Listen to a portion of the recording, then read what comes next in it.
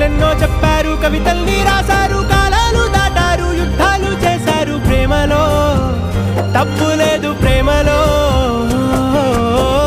వేల వేల వెన్నెలంత నీదవాలి వెలుగునంత మోయమంటే నేను ఎంత రే.